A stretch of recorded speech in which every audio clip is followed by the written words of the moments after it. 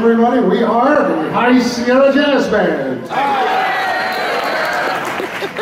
Well, hi to you too.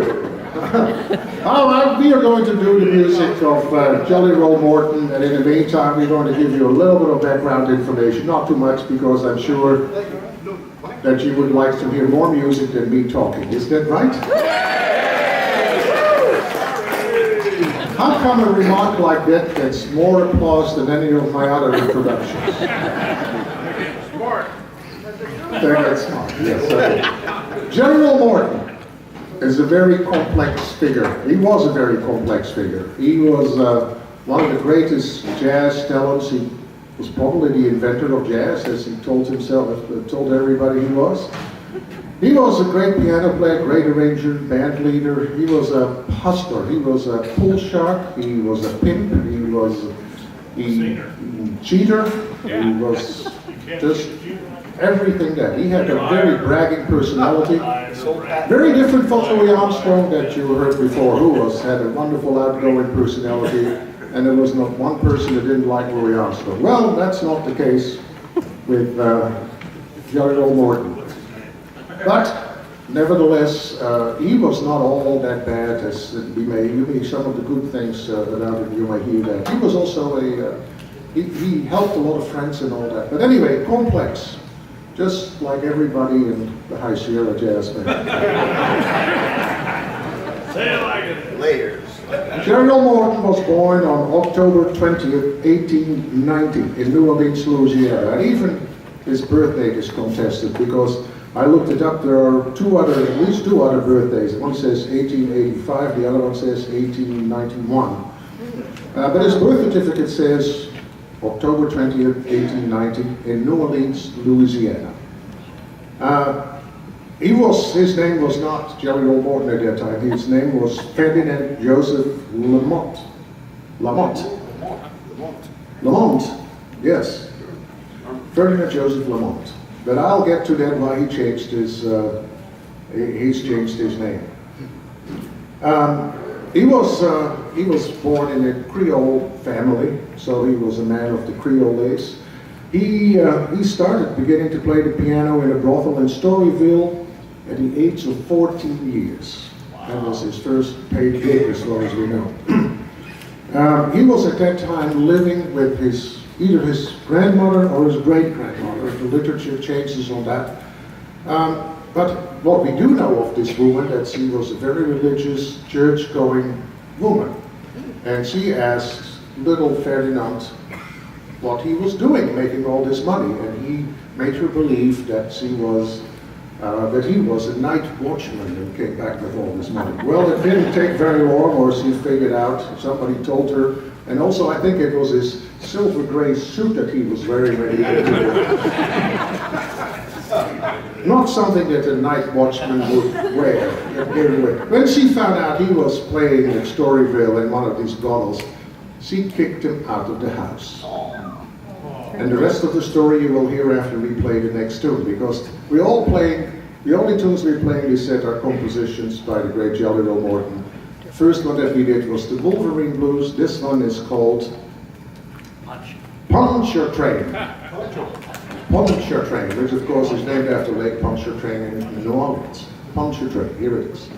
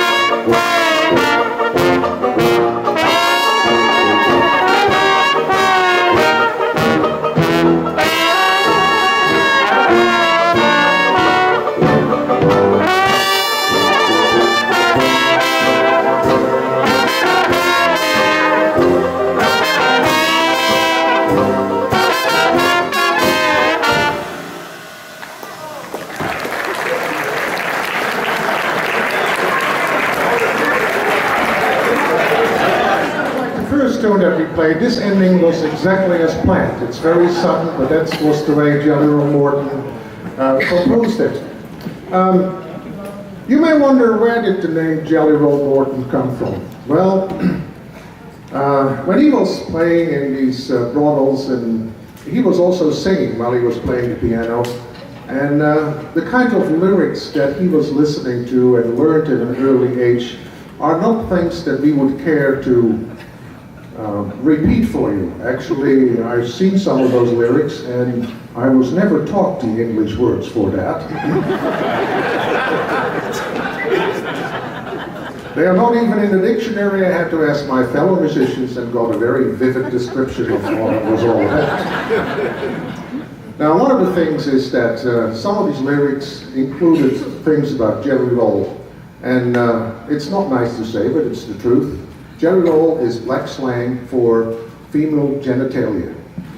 That's how Jelly Roll Morton got his name, and nobody thought anything of it at that time, and nobody thinks anything about this time. Now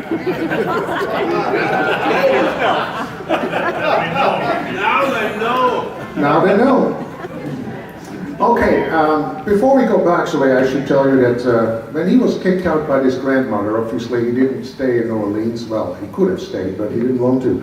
And he started touring the American South. He had made already big trips through Louisiana, Mississippi, all these areas, in minstrel shows of anything. It showed him already his versatility, what he could do. In 1910, he went to Chicago. In 19 11, I think it was the first time he went to New York City. Where do we go from there? I have to be lead on the next page. It's just getting good too. And sometime between in the late 1910s, he composed songs that you may have heard of, and some of them that we will do. His first composed tune was called the Jelly Roll Blues, 1915. Then there was the New Orleans Blues, Froggy Morat that we will play for you later, King Porter Stock that we will play for you, etc. And we are going to do now a tune that is entitled The Sidewalk Blues by Jelly Roll Morton.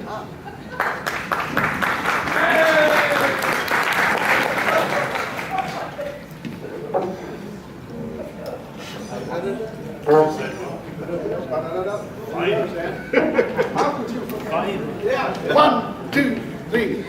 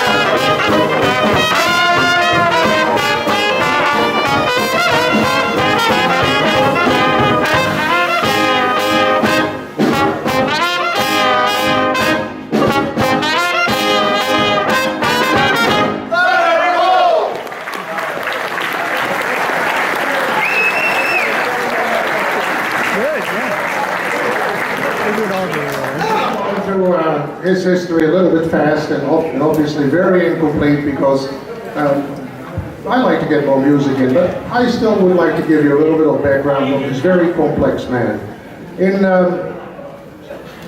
From 1912 to 1914, he was still young, but he had a girlfriend named Rosa Brown, and he performed with her in many vaudeville shows, another one of his various kind of activities.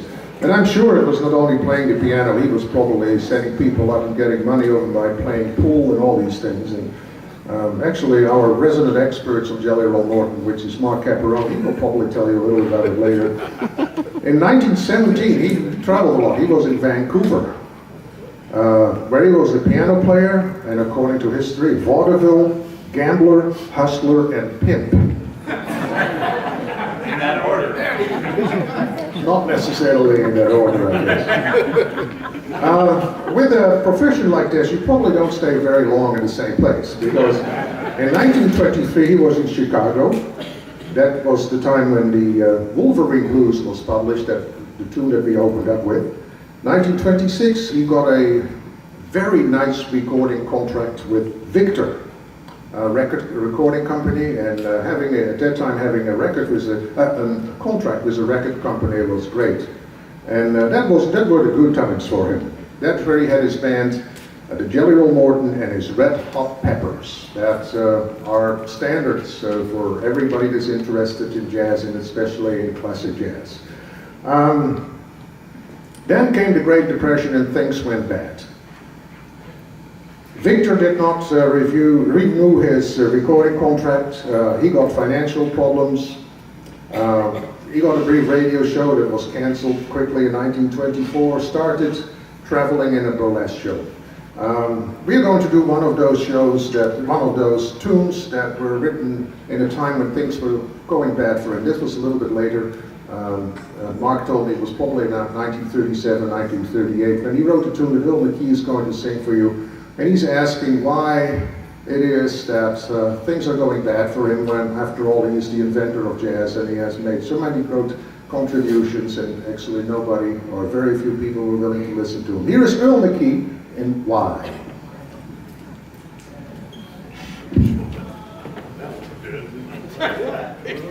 They're stunned. They're stunned.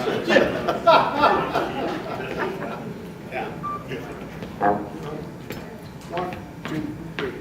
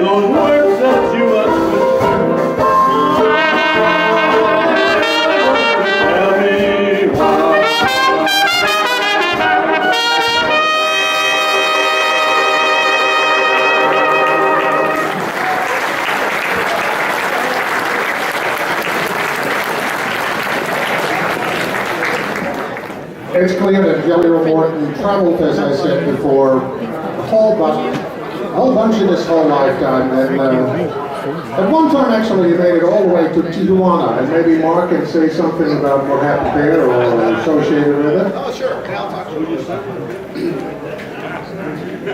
Well, Peter has been very academic about his discussion of Jelly Roll Morton's life, and I just want to say a few words about what he was like as a person.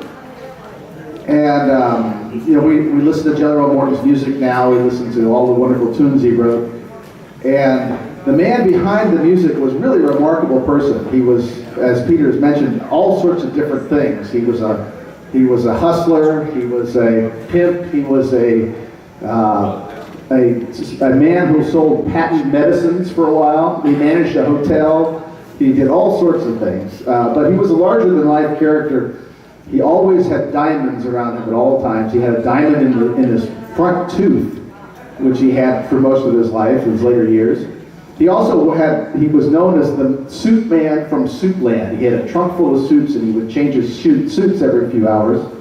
And he was known for talking. The great, what? That's for Peter. No, I won't say anything. The great banjo and guitar player Johnny St. Cyr said, Jelly Roll Morton could talk himself into $1 million proposition and talk himself right out again. I know what it is. and he also, it kind of ties into the next tune we're going to play. Jelly Roll traveled quite a bit, as Peter mentioned, and his main source of income was as a pool hustler. He was a champion pool player. Later on in New York, he was known as one of the great pool sharks of New York, and along with Fletcher Henderson, by the way, who was also known as a great pool player. But Jelly Roll would go into a place, and he would play the piano, and everybody said, oh, he's such a great piano player. And then he would say, well, why don't we play some pool? And he would proceed to bet huge sums of money and clean out the wallets of everybody in the place, because they thought that piano player didn't know anything about playing pool. So that was his main source of income for a long time. And he ended up working and traveling all over the place, and he ended up in Tijuana, Mexico, at a place that, strangely enough, was called the Kansas City Bar. I don't know why that existed, but there was a bar called the Kansas City Bar in Tijuana, and he wrote a tune about it, which, are we going to play that now? Yes, we're going to play that. This is the Kansas City Stomps. All right.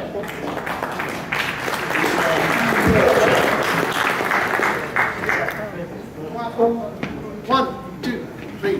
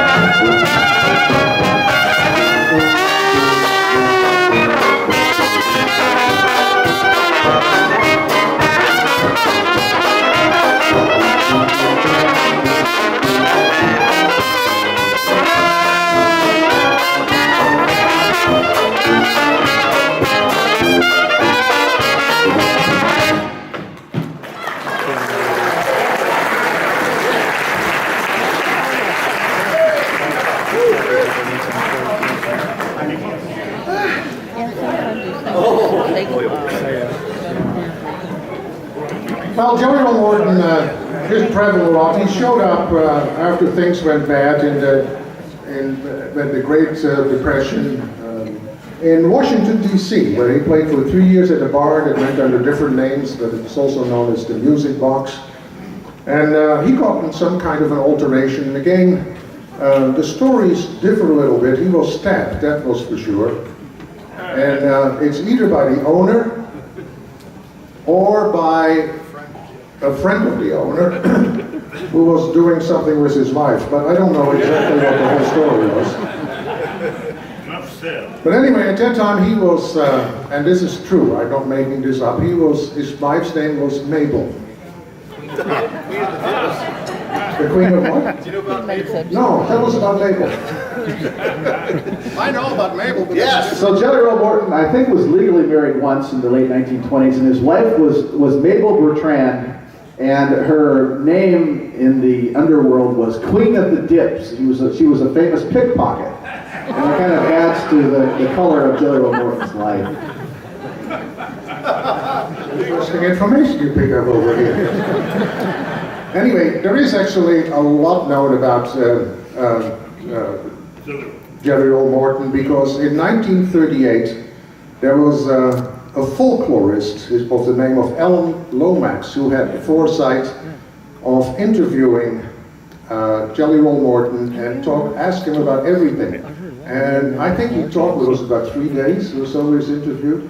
It's recorded, and you can buy those CDs from the Library of Congress, and it's issued on somebody, I have it, but I don't know who put it out. it's either 8 or 16 CDs or even more than that.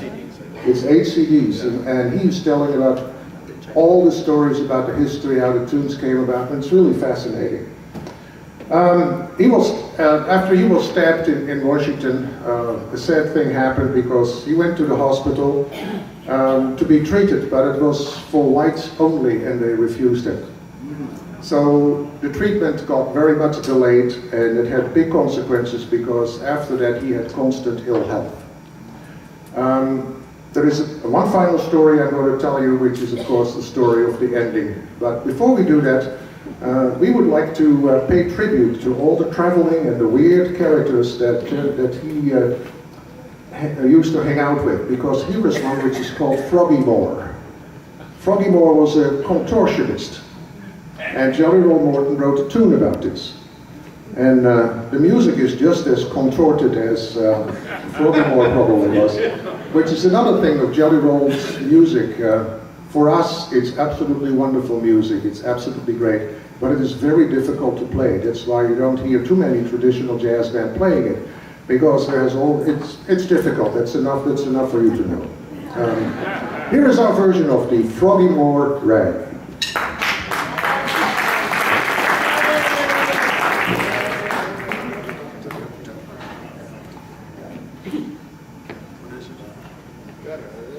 Yeah. 1, 2, 3, 4.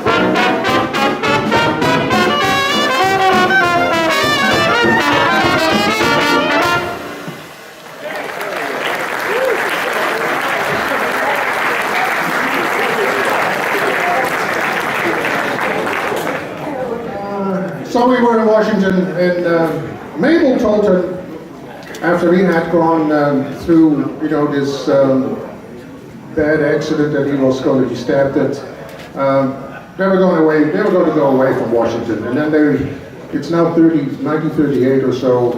He went to New York City, made a few recordings, but things didn't go out very well, and then he decided that he was going to go to California. And there is an interesting story associated with going to California. And Mike, do you want to tell about this? What do you want? About this Cadillac and his... Yeah, sure. Okay.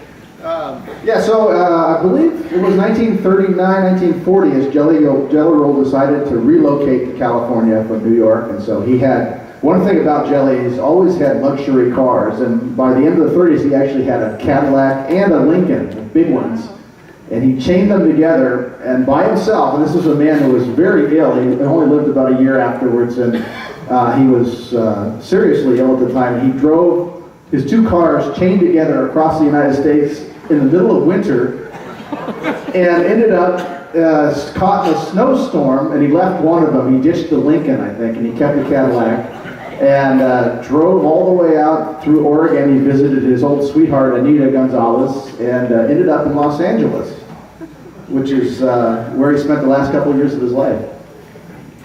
He died July 10, 1941. The day I was born, just a few minutes later after that.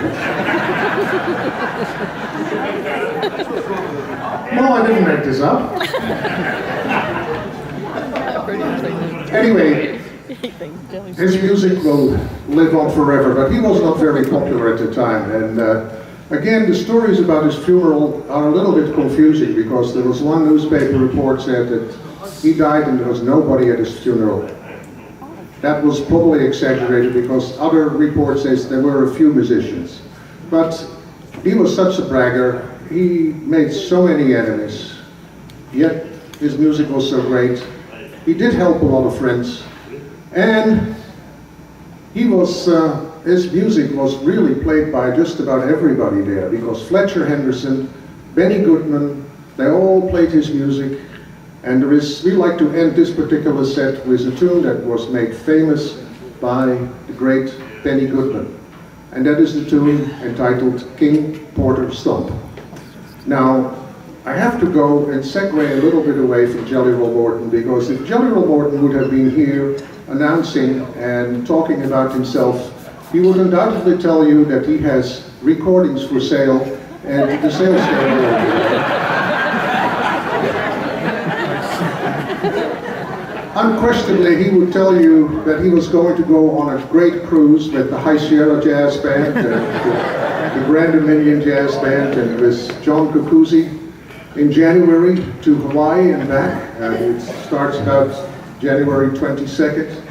And he would really brag about the fact that he was going to play at a festival in Lacey in Washington the end of June. And right after the festival, he was going to go on another cruise together with the High Sierra Jazz Band and a band from Chicago called the Fat Babies Jazz Band that play a lot of Jelly Roll Morton's too, as well as Mr. Tom Hook Trio, including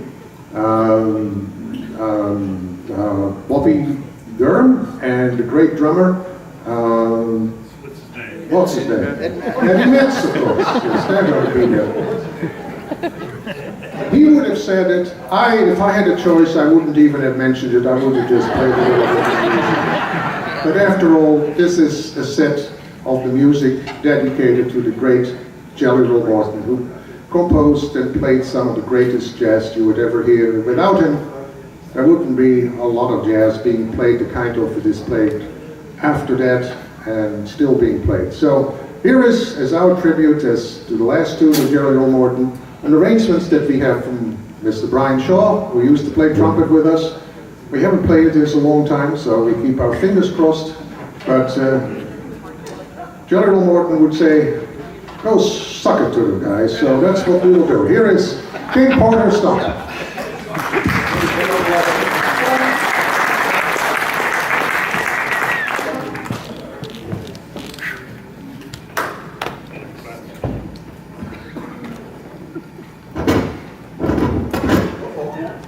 I got it.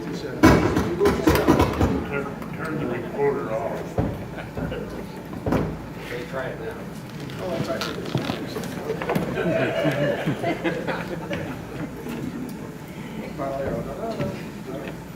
Give me 1, 2, 3, 4.